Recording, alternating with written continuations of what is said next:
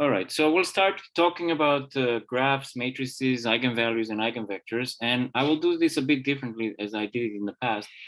And I will do things at the beginning by examples. We'll just work through some examples, discussing graphs, adjacency matrices, eigenvalues, eigenvectors, a way to think about them. And we will do some applications after we learn the basics. So we first are going to go into this technical but not very difficult things about eigenvalues, eigenvectors, and so on. And then I will show you some applications. So the definition of a adjacency matrix goes as follows. We have this a graph, gamma, let's say, which has a vertex set V and an edge set E, and you have an example there of a graph on 5 vertices. And the vertex set the vertices are labeled somehow. So in our situation, we have these vertices which are labeled as 1, 2, 3, 4, 5 in this order. And you make a matrix in which the rows and the columns correspond to this labeling of the vertices. And in the row X and the column Y, you write down the number of edges from X to Y. So I wrote it like that to say the number of edges from X to Y, because this way, this definition applies also to directed graphs. Like if you have arcs and so on, which we won't talk much about it, but that's it's a general definition of an adjacency matrix. And essentially it's a two-dimensional way, a matrix way of keeping track of everything that's in the graph. And you can see from this definition that essentially all the information in the graph is captured in the adjacency matrix. If you give me the graph, I can make the adjacency matrix with this labeling very easily. And backwards, if you give me the adjacency matrix, I know what the graph is. Okay, so I won't talk about complexities, how storage of these things and so on, but just in theoretical terms, it's straightforward that these two things, you don't lose any information going from a graph to adjacency matrix and vice versa. Now, this matrix A, so because the graph gamma is undirected, that means that A is a symmetric matrix. And because it's symmetric, A has real eigenvalues. And actually, let's say if cardinality of V is n, then the whole space R to the V, which is the same thing as Rn, has a basis formed by eigenvectors of A. Okay, and now here's one way that to get to these eigenvalues, sometimes it's actually easy to get to the eigenvectors first. So let's do some examples to see how this works.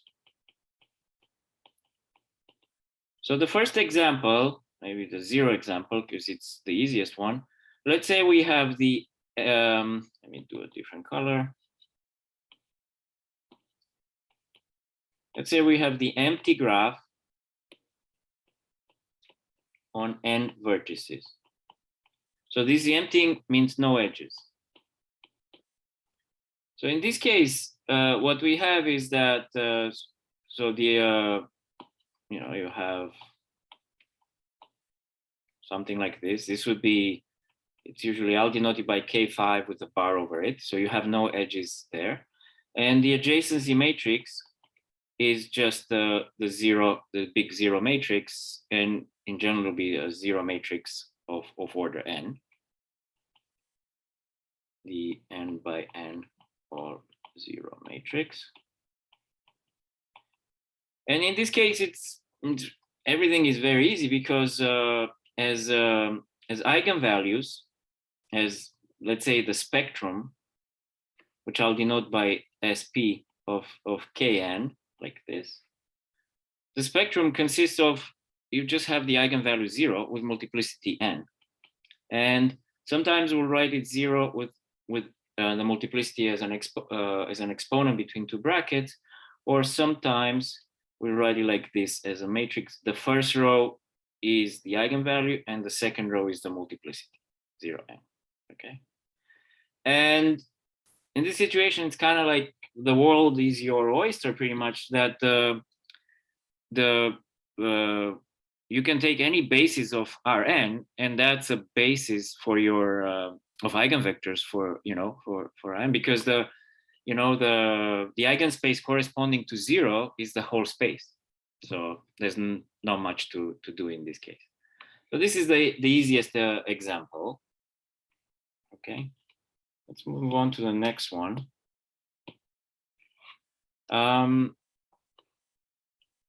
So let's try something. Let's see, one edge, K2. So in this case, the adjacency matrix looks like this, 0, 1, and so on. And you can go after characteristic polynomial. So from here, you can go to, let's say, phi of K2 of x, which is a determinant of xi2 minus a. And you can get, it's x squared minus 1. But there is a way that you can look at this, starting from this graph, which is the simplest. There's a general way that you can look at eigenvalue, eigenvectors that can be useful in many situations. And what is that way? So in general, when what we're looking for an eigenvector, let's call it u, such that au equals some lambda times u. Okay. Now, this is A is the adjacency matrix of some graph gamma. And let's say gamma has n vertices. Now u is a vector, is a tall vector, which belongs to in Rv. So V is the vector, V is the vertex set of the graph. Okay, so you can think of u as being a vector that has a certain entry for each vertex of the graph. Okay, so in our situation with K2, this vector, if I will label my vertices here 1 and 2, and so I can think of my vector as being on the vertex 1 has the entry u1, and on the vertex 2 has the entry u2. Okay, so that's how you can think of it, instead of thinking of it in this kind of matrix way on the right. You think this works for most of the time for small graphs. You can think of it as a labeling of the vertices with the eigenvector entries corresponding to that vertex. Okay, so that's not such a big thing. Now, the other thing that you can do is you can look at this equation, the eigenvalue eigenvector equation, and let's say for you pick an x. So for every x in V, that equation tells you that I will change the order. It will tell you that lambda u in the position x equals au in the position x. Okay, that's what the eigenvalue eigenvector equation is on the entry x. But this is the same thing as the entry on the right is lambda ux, and the entry on the left, sorry. And the entry on the right is the summation over all y in V of a x y u y. But now A is the adjacency matrix of the graph. So the only a x y that survive are the ones where y is a neighbor of x. So this will be a summation over all y adjacent to x of u y. Okay, so let me just rewrite it below. You look at lambda ux summation over all y in adjacent to x of uy. So that for any x in V. What we wrote here, this is equivalent to the eigenvalue eigenvector equation. So looking for an eigenvalue and an eigenvector, which is the equation at the top, is equivalent to this equation at the bottom. But now the equation at the bottom, you can think about it in a different way. Think about, you're searching for a labeling of the vertices of the graph with these values u1, u2, and so on, such that on each vertex, if you take if you sum up the entries on the neighbors of the vertex X, you get something proportional to the entry on the value of the vector on X. So the key thing, of course, is, okay, what could be that proportionality? But let's try to do it here. So let's try to do it for this. So think how one can label, what labels. So we're looking for two eigenvalues and two eigenvectors. We kind of guess what the eigenvalues are from here. So how can we label? Let me use a different color for the labeling of the vertices. Let's do this golden. So what can I put here and what can I put here so that I get an eigenvector? I get this equation at the bottom satisfied for each vertex and for some lambda. And so one thing you can, it's not too hard to do, is if I put a 1 here and I put a 1 here, then this will satisfy the equation at the bottom with lambda 1 equals 1. So I'll put, instead of lambda, I'll just give the corresponding eigenvalue. So lambda 1 means maybe in this case will be the largest. And you can see that the equation at the bottom is satisfied, that if I pick any vertex, I sum up the entries of this vector on the neighbors of that vertex. Each vertex has one neighbor, so it'll be 1 times 1 equals 1. So that's not too hard, so that works. And now for the other one, it works similarly. You put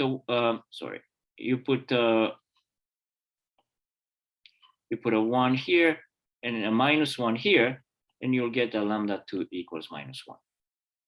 And that's one way to get to the eigenvector.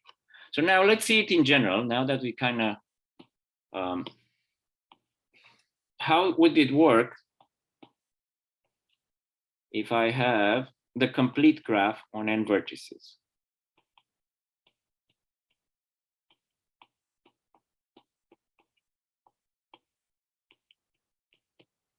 Okay, so I will, I'll just draw the K3, for example, or let's do something bigger. Let's do K5. So how would we think about eigenvalues and eigenvectors in this way? And so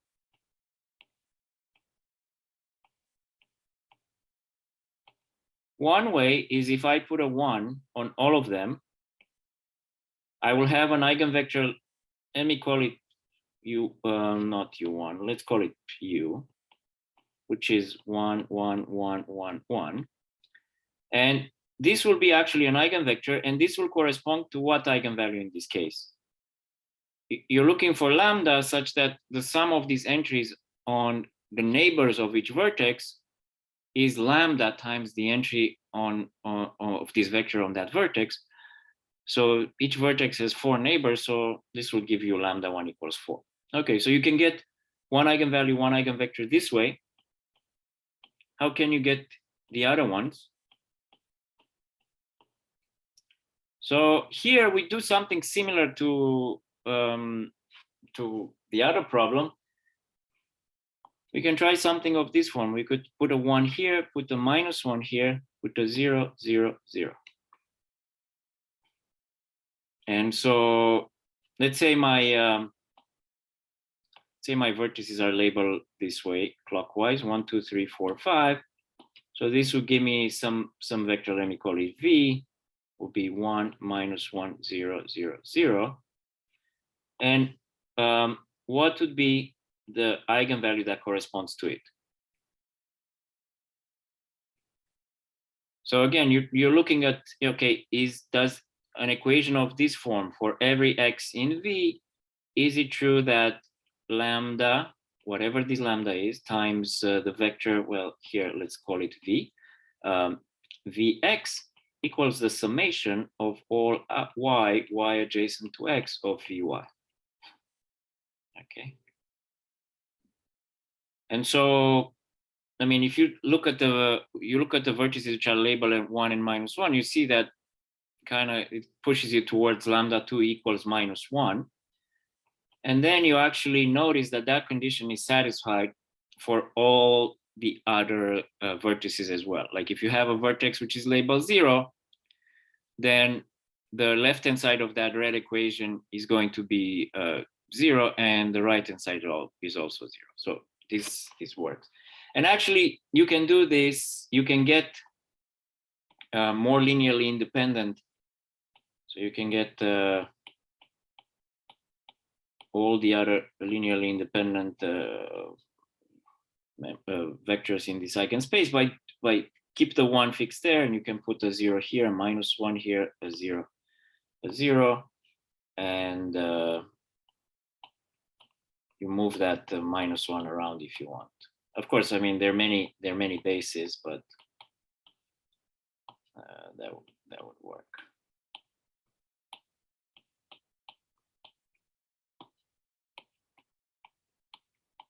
Okay, so from here, what we get is that the spectrum of Kn consists, so one way of writing it, n-1 with multiplicity 1, and -1 with multiplicity n-1, or if you want to write it with this matrix way, n-1, -1, 1, and n-1.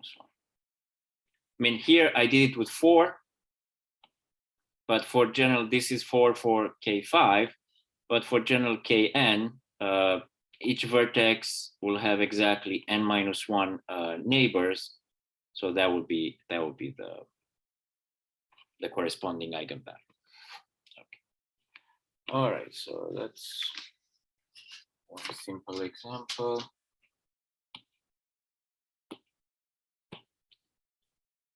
So my point here is to show you that for kind of some common families of graphs, there's nothing to be scared when we're dealing with eigenvalues, eigenvectors, and you can figure out these things fairly quickly. Let's move to the next one. So I'll do one for you, K12, which is this path. And for this path, let's say I label 1, 2, 3. So you can the same as before. You can look for labelings. So I'll do 3 pictures. You can look at the labelings of these vertices. So vectors on the vertex set that will give you some eigenvalues. So one that you can do is you can put here square root of 2, here 1, here 1, and that will correspond to lambda 1 equals square root of 2. And then you can put 1 here, 0, 1, -1, and you'll get lambda 2 equals 0. And the one here, it's similar to the first one, but you do a square root of 2 and -1 on the other 2 vertices, and you get lambda 3 equals minus square root of 2. So I leave it as an exercise to we did this in 688 but find the eigenvectors to find a basis formed by the eigenvectors of KAB in general. So find a basis of R A plus B, so that's the dimension, formed by complete bipartite KAB. Okay, I mean, we did in the previous class that the spectrum of KAB is of this form, square root of AB with multiplicity 1 minus square root of AB with multiplicity 1, and then 0 with multiplicity A plus B minus 2. But yeah, play around with this and try to find a basis of eigenvectors. Okay. So we got complete graphs, we got complete bipartite graphs. What are the next ones? Let's go to the cycle. Cn, the cycle on n vertices. Now for the cycle, we've already seen some of them. So C3, it's the same thing as K3. So that one was done. And C4, it's this one, but you can also draw it this way. So it's the same thing as K22. So they already have been done. So the ones that are new are everything from now on. So C5 hasn't been done, and none of the others. So C6. I'll just draw them because there is a difference between the even and odd cycles in terms of one being bipartite and the other ones not being bipartite. Okay, so now how do we go about finding the spectrum for these graphs? Okay, so let's, if you have a cycle, put this one here. Let me label it the vertices 1, 2, 3, 4, 5, 6. So we are okay. What labels can we put here such that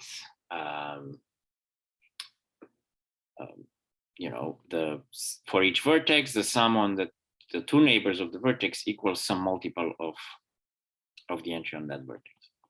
So here's what happens in this situation. It's quite interesting, and it's actually part of a more general phenomenon that we'll discuss it when we talk about Cayley graphs. We'll talk later about other types of Cayley graphs, and we'll see there is this notion coming from group theory, which is called characters, and they play a role. But for now, let's just think about take an nth root of the unity. So let's take omega, be a complex number. I mean, it could be 1, could be -1 if n is even, but take omega, complex number, such that, so, omega could be, omega is anything of the form e to the 2k pi I n, or cosine 2k pi over n plus I sine 2k pi n, with k between 0 and n-1. So these are all the n roots of unity. So take one of them, and let's see what happens. So I label my vertices 1, 2, 3, and so on. So I will put here on the first vertex, I will put omega to the 0. I will put here omega to the power 1, omega to the power 2, 3, 4, 5 exponent, sorry. So the picture in general is that we are going to have this big circle, and so working modulo n, what we see is we have omega j minus 1 here, omega j, and omega j plus 1. That's basically for each vertex. So this j could be anything between 0 and n-1. But for each vertex, its neighbors are labeled with omega to the j minus 1 and omega to the j plus 1. So now what are we looking for? We're looking for is it true that for any vertex, when we sum up the entries on the neighborhood of that vertex, we get like a multiple of the entry on that vertex, where that multiple, that it's always the same regardless of what j is. So let's see how that works. So again, what we keep in mind, we have something of the form, we want lambda u times x is a summation over all y adjacent to x of uy. And we are kind of looking for such a lambda because we somehow magically we guessed a vector, and we will calculate this part, the right hand side, and we have the left-hand side, and we'll try to see that the ratio between this right-hand side and ux is always the same. And if it is, then, well, we got lucky, we find an eigenvalue. So what is the right-hand side in this case? Well, in this case, let's take, so again, I will, let's say x is the vertex here, okay? Then if x is that vertex, then its neighbors are here and here. So that summation of the entries on those vertices is just omega to the j minus 1 plus omega to the j plus 1. Okay. And so what can I do here? Well, I can just take omega to the j as a common factor, and I get omega minus 1 plus omega. But now in this situation, omega minus 1, it's the same thing as the conjugate of omega. And what you get is that this will equal omega j. Omega to minus 1, it's, let me write it, cosine of 2k pi over n. And here it will be minus I sine of 2k pi over n. And omega is the one that I wrote above, cosine of 2k pi over n plus I sine of 2k pi over n. So when you add them up, you get omega to the j times 2 times cosine of 2k pi over n. And that's exactly what we wanted, because ux is exactly omega to the j. So what this gives us, it tells us that our lambda, the lambda that we're shooting for in this situation, this lambda here will be 2 times cosine of 2k pi over n. Okay. And so this argument tells us that for the cycle Cn has eigenvalues of the form 2 times cosine 2k pi n, where the k can go between 0 and n minus 1. And the corresponding, I mean, here's the part that can make, so the corresponding eigenvector is of this form. You know, if I have my omega, let me put omega k here. Omega k is e to the 2k pi I n. It will be omega k to the 0, omega k to the 1, all the way to omega k to the n minus 1. Now, that's a complex eigenvector, but the matrix, adjacency matrix, is a real matrix, so you can take the real part of that eigenvector, so you take the real part of each entry, or you can take the imaginary part of that eigenvector, and those are also going to be eigenvectors for the matrix A. So you can get the basis of real eigenvectors. But this way, it's the easiest and way to think about the cycle, its eigenvalues and its eigenvectors. Okay. All right. So that's the cycle, and I leave it as an exercise for you to figure out that if n is even,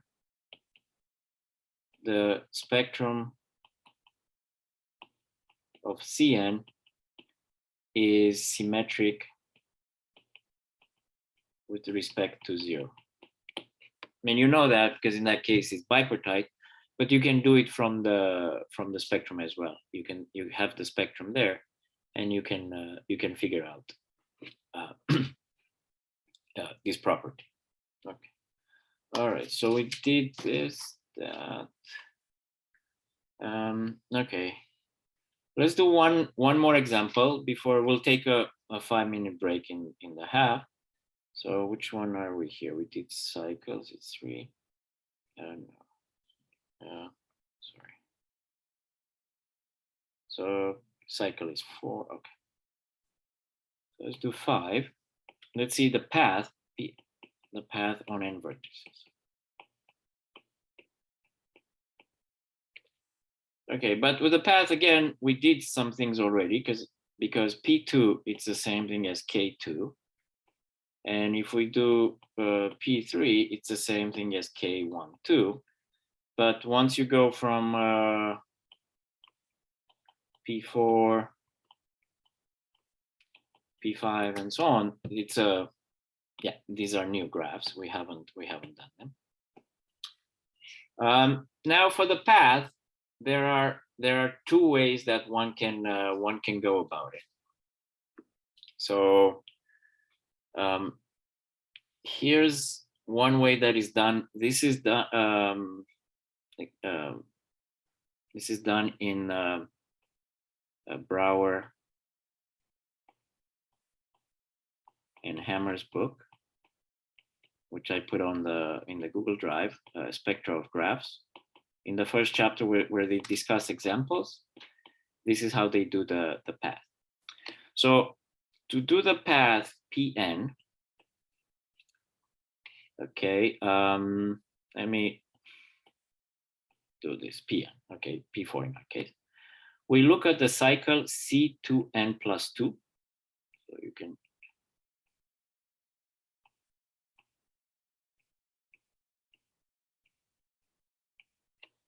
and let me do 2 copies of C2n plus 2.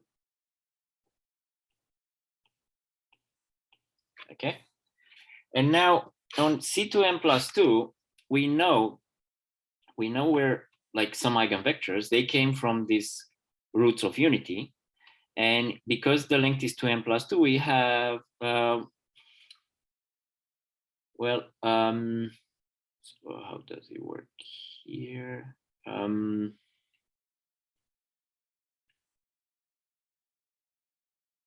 So we will have omega 2n plus 2 roots of unity. And yeah, now I'm getting into some kind of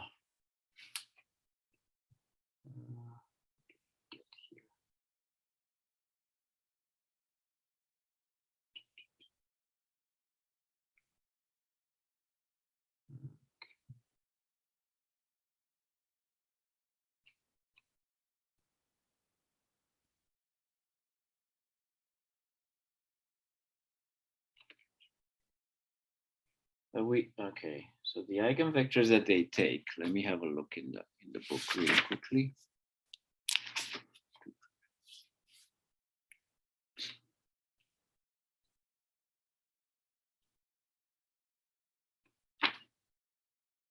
Okay, so you take this omega, which is the 2n plus 2 root of unity. So you have omega to the 0, omega 1, omega 2, omega 2n plus 1. Here, this is what is this one?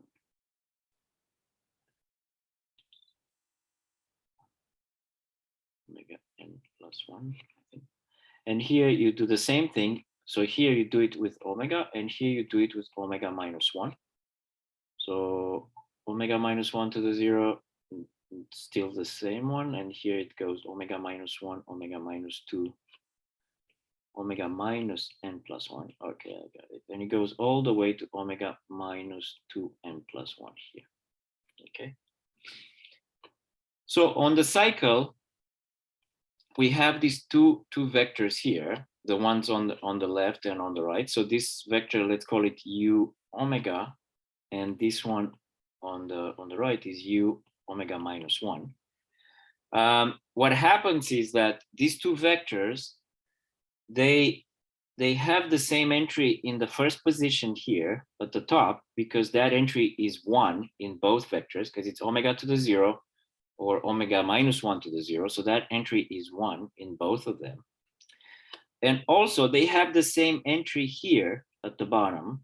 So we will take an omega that is not plus or minus 1. So we take a root of unity that's not plus minus 1. And in that situation, from if you look at this equation here, omega to the 2n plus 2 you divide by omega to the n plus 1, and you get that omega to the n plus 1 equals omega to the power minus n plus 1. So these two entries are also the same. And now what you can do is you can subtract these vectors. So you do u omega minus u omega minus 1. And this is technically a vector in R2n plus 2. Okay, so it's a very tall vector in R to the 2n plus 2. But what is going to happen? The entry in the first position will be a 0, and the entry in the n plus 1 position here will also be a 0. And you will have some other vector here that has this vector here belongs to Rn, and you'll have some other vector here that also belongs to Rn. And because of this, the top and the bottom being 0, it gives you that these vectors from this part and this vector from this part, you will get that these are going to be eigenvectors for Pn. And what is the what is the eigenvalue that they correspond to? So what we did is we just the eigenvalue, these two the eigenvectors here, u gamma and u gamma minus 1, they corresponded to the same eigenvalue for the what is it called, for the cycle, which was something of the form 2 cosine let's see what it was, 2 cosine it's technically 2k pi divided by 2n plus 2, but so that's the same thing as 2 cosine k pi divided by n plus 1. So when you subtract them, because it's the same eigenvalue, that stays as an eigenvalue, and it's an eigenvalue of this Pn, and therefore the spectrum that you get here for Pn will be of the form 2 times cosine k pi n plus 1 for k between 1 and n. That's one way to get it. So yeah, I'm sorry, this may be not so clear, but let me give you another quick way to get this one, and then I will stop. Another way to get the Pn is when you look at its adjacency matrix. It's a three-diagonal matrix, so you can label the vertices such that the ones are hugging the main diagonal, and then you see if you delete you look at the bottom or at the top, if you delete the last row, you get Pn minus the last row and the last column, you get Pn minus 1. If you delete the last 2 rows and the last 2 columns, you get Pn minus 2. And so by doing determinant expansion, you can prove that phi of Pn of x equals x times phi of Pn minus 1 of x minus phi of Pn minus 2 of x. And this looks a lot like it's a relation that appears in orthogonal polynomials. And what happens is that you can relate the characteristic polynomial of the path to the Chebyshev polynomials of the second kind. We'll talk more about orthogonal polynomials when we talk about distance regular graphs. And these are the polynomials that are defined as follows. You have some theta between 0 and 2 pi, and you define the polynomial in cosine of theta, which is obtained when you expand sine of n plus 1 theta divided by sine of theta. So if you do that, then you get some things like u0 of x is 1, because sine of theta over sine of theta is 1.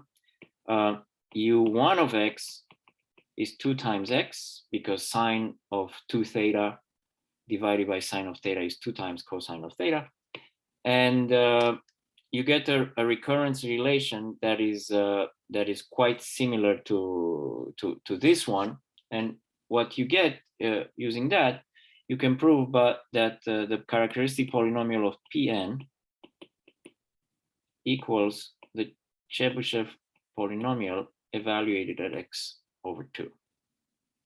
And from here, using this definition, this one, you can get again that the eigenvalues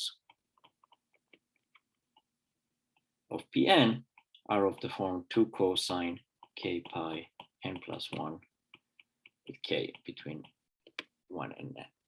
Okay. So I'll stop here.